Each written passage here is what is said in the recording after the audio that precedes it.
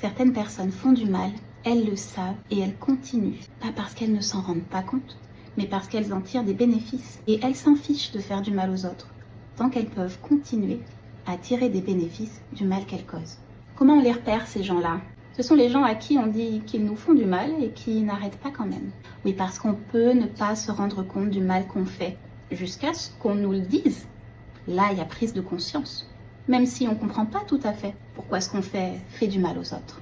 Mais on ne peut plus l'ignorer. Lorsqu'on a à cœur de ne pas faire du mal aux autres, lorsqu'on nous apprend qu'on a fait souffrir, tout bénéfice qu'on pourrait tirer du comportement qui a fait souffrir semble dérisoire face à la culpabilité qu'on ressent et qui se chargera de nous motiver à changer. Mais tout le monde n'est pas comme ça. Certaines personnes considèrent avoir un statut privilégié qui les autorise à continuer à faire du mal si elles peuvent en tirer un bénéfice. Ce bénéfice, c'est souvent continuer à faire ce qu'on veut sans avoir à rendre de compte ou continuer à bénéficier de services ou de traitements de faveur sans compromis. Ou alors tout simplement s'épargner les efforts qui seraient requis pour avoir un comportement plus respectueux.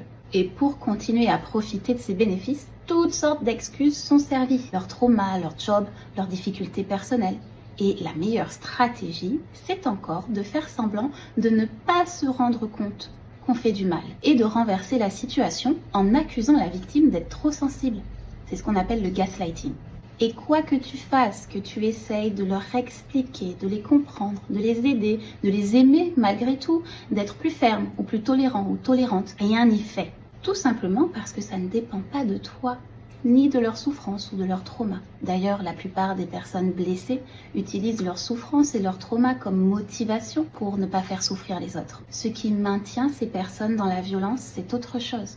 La conviction qu'elles ont un statut qui les autorise à préserver les avantages que la violence leur apporte. Prends bien soin de toi. Et si tu te reconnais dans ce comportement ou que tu reconnais être victime d'une personne comme ça, n'hésite pas à faire appel à un ou une professionnelle pour t'aider.